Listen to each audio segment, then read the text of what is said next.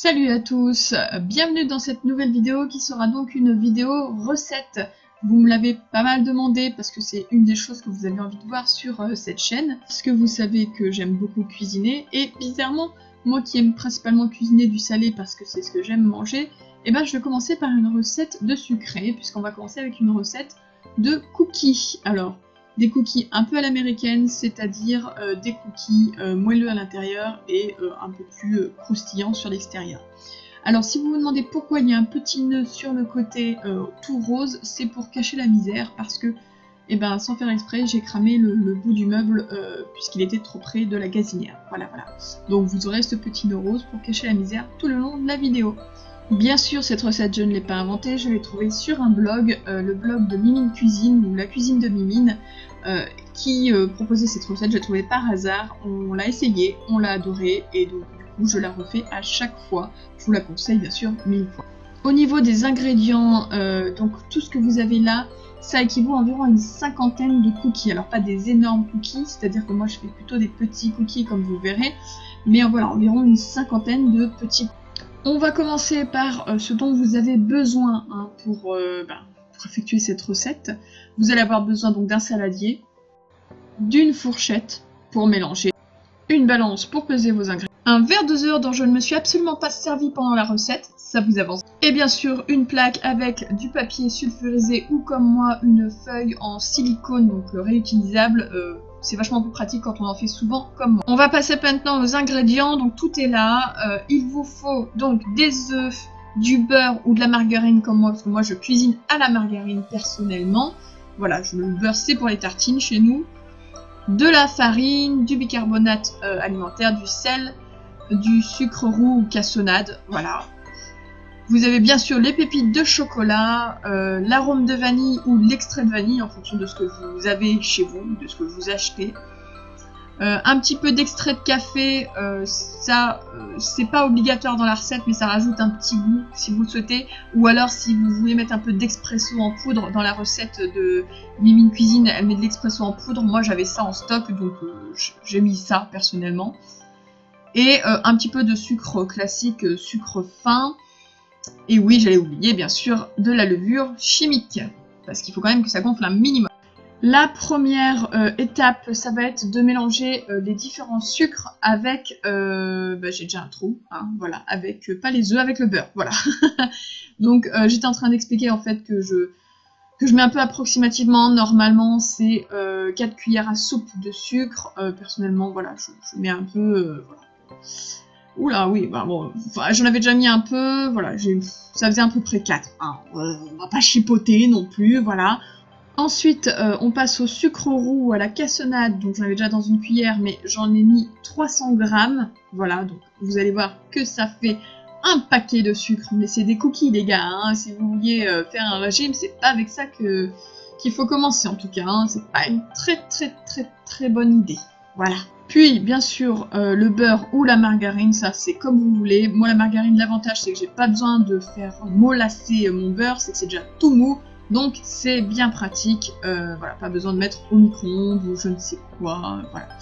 Donc pour le beurre, il lui en fallait 230 grammes pour mon cas à moi, hein. Bien sûr, vous coupez en deux si vous voulez faire moins de cookies, comme toujours. Donc je vais y aller franchement, et ouais, allez, c'est parti. Bien sûr, vous ne voyez peut-être pas, mais j'ai ma balance juste en dessous et à chaque fois je remets à 0. Hein. C'est plus pratique et ça évite d'utiliser 15 000 bols. Tadam! Et maintenant, qu'est-ce qu'on va faire? On va remuer, hein, on va mélanger tout ça. Allez!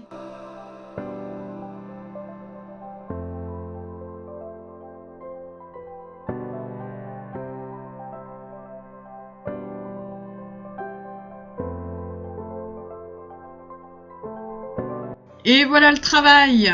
Ça, c'est du beau goût. On passe maintenant à la deuxième étape qui est de mélanger les œufs et donc aussi les arômes, donc arôme de vanille et l'extrait de café qui est caché, mais voilà. Donc arôme de vanille et l'extrait de café et donc on va mélanger tout ça avec la pâte déjà présente. Donc, on casse nos œufs. On passe maintenant à l'arôme de vanille. Personnellement, je mets une bonne cuillère à soupe d'arôme de vanille, donc pour 2 fournées comme toujours, hein. Bien sûr, si vous en faites moins, vous ne mettez qu'une demi-cuillère ou alors une cuillère à café. hein, à quelque chose près. J'étais en train de regarder si c'était plus puissant que de l'extrait de vanille. Pour le coup, j'en sais rien, mais moi, une cuillère à soupe d'arôme de vanille, c'est nickel. Et je mets donc quelques gouttes d'extrait là de café pour le coup. J'avais ça en stock et vous allez voir qu'en fait, j'en ai plus. Voilà. Donc c'est pas grave, il restait 2-3 gouttes vite fait, que vous verrez même pas tomber à mon avis. Mais voilà, bon, bah, après, très sincèrement, c'est une étape complètement non obligatoire, parce qu'il faut aimer, et que de toute façon on en met très peu, c'est pour donner un petit arrière-goût. Comme je vous le disais, vous pouvez toujours mettre de la poudre d'expresso si vous voulez, ou galérer autant que moi, c'est trop marrant à voir. Voir que quand je galérais pour essayer de faire tomber les quelques gouttes qui restaient. Mais bon, voilà, j'en rachèterai peut-être, parce que j'aime bien. Et maintenant,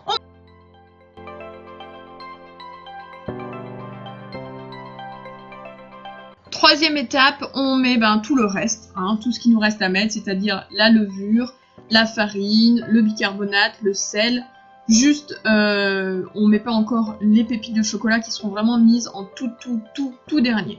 Donc au niveau de la levure, je mets la moitié du paquet. Voilà, il n'y a pas besoin de plus, hein, c'est pas un gâteau, c'est des cookies. Donc pas besoin de mettre beaucoup plus que la moitié du paquet. Une pincée de sel, voilà, hein, un petit peu de sel. Et une cuillère à café de bicarbonate qui permet d'alléger vos gâteaux dans le sens où ce sera plus digeste en fait à manger. Donc n'hésitez pas, hein, faut pas en mettre trop, mais n'hésitez pas à en mettre. Et enfin, on met la farine. Personnellement, je la tamise à chaque fois donc dans un chinois parce que comme ça, on n'a pas de gros catons difficiles à... Voilà, bon, forcément vous allez voir, je l'en fous de partout, de la farine. Pauline dans toute sa splendeur, donc voilà, la farine c'est une type 55, mais je vous avoue que je suis pas trop du genre à regarder quelle farine je prends. Voilà, peut-être honte à moi, hein, vous me le direz, mais j'avoue ne pas être experte en pâtisserie, donc voilà, ne me lâchez pas, s'il vous plaît. Allez, c'est parti, on fait tomber la farine. Alors, je me suis rendu compte à ce moment-là que j'avais pas du tout mis ma balance dessous, bravo. Ah, ça marche mieux avec une balance, hein. Ouais, je pense bien. Et donc c'est parti pour mettre 440 g de farine. Alors bien sûr on ne met pas tout d'un coup, sinon vous allez galérer à remuer. Personnellement j'ai déjà mis 235 g de farine à peu près et j'ai remué un coup comme...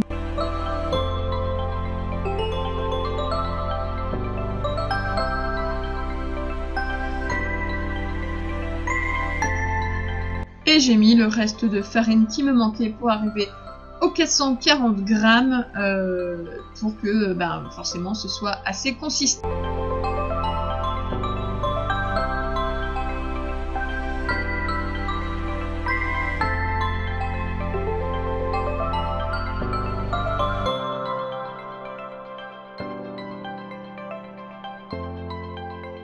Et voilà ce que donne votre pâte une fois que tout est mis, sauf bien sûr vos pépites de chocolat et si vous voulez mettre d'autres choses, puisque moi je ne mets que des pépites de chocolat, mais vous pouvez tout à fait mettre des noix, je sais pas, des raisins secs, ce que vous voulez dedans. Les fans de pépites au chocolat et de chocolat vont kiffer ce moment. Oh oui, mon Dieu, c'est jouissif. Voilà, plein de pépites. Beaucoup de pépites.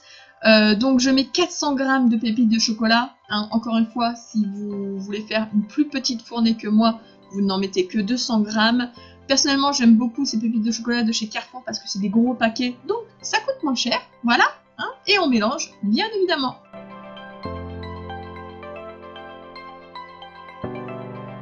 Et voilà, ma pâte est prête, c'est bon.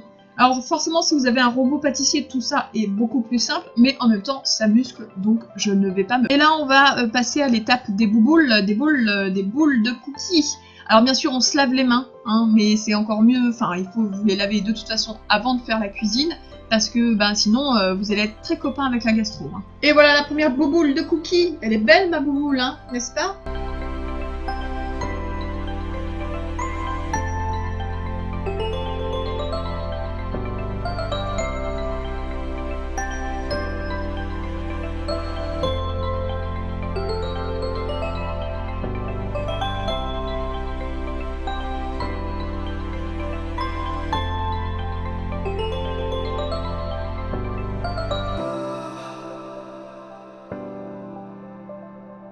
La première fournée est fin prête et ça se pète la gueule. Magnifique, Pauline.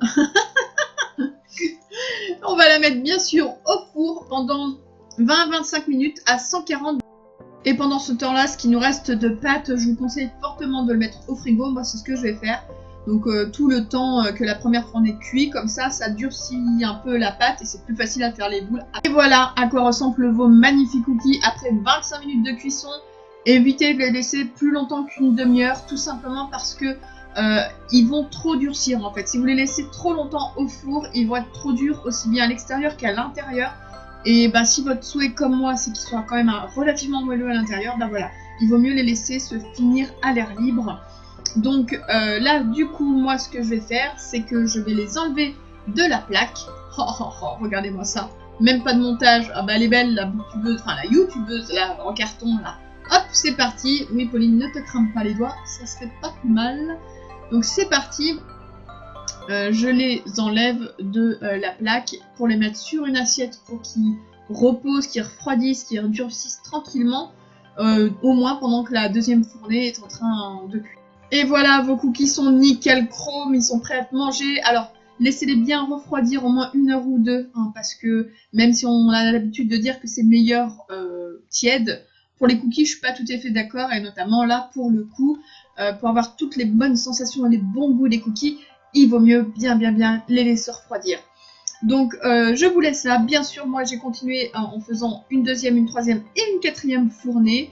Et vous aurez vu le résultat final en miniature de cette vidéo. J'espère que justement cette première vidéo recette vous aura plu. La prochaine fois, promis, le son sera meilleur parce que j'aurai un bon micro. Et n'hésitez pas à me dire ce que vous en avez pensé, si vous avez testé la recette et ce que je pourrais améliorer pour ce genre de vidéo pour la prochaine fois. Allez, bisous, bye bye!